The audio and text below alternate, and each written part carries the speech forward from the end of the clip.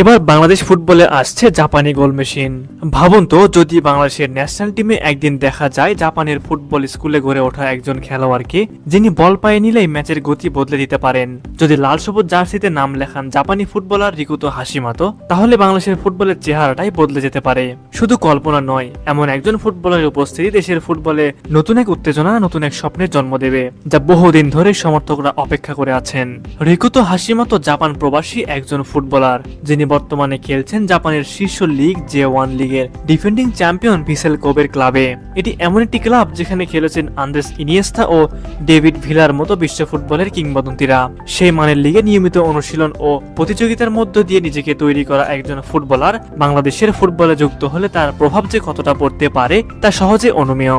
রিকুতো মূলত একজন মিডফিল্ডার, তবে সাধারণ কোনো মিডফিল্ডার নন। তিনি মাঠে দাঁড়িয়ে পুরো খেলাটার রিদম নিয়ন্ত্রণে নিতে পারেন।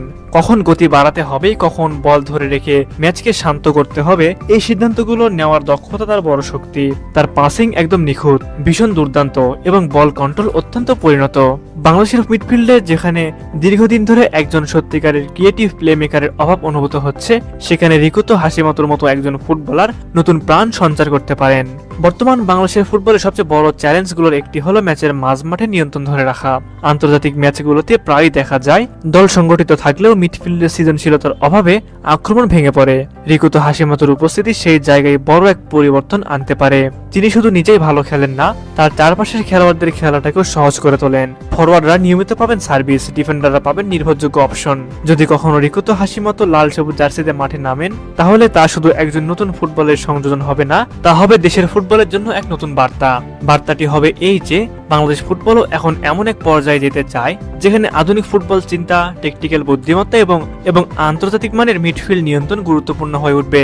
বাংলাদেশের ফুটবলের উন্নতির পথে অভিজ্ঞতা, ডিসিপ্লিন এবং ফুটবল বুদ্ধিমত্তার সংমিশ্রণ অত্যন্ত গুরুত্বপূর্ণ।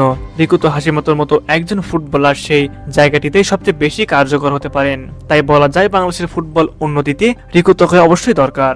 প্রিয় ভিউয়ার্স, আপনারা কি চান রিকুতো হাশিমাতো বাংলাদেশে আসুক? এই বিষয়ে আপনাদের মতামত আমাদের কমেন্টে জানাবেন।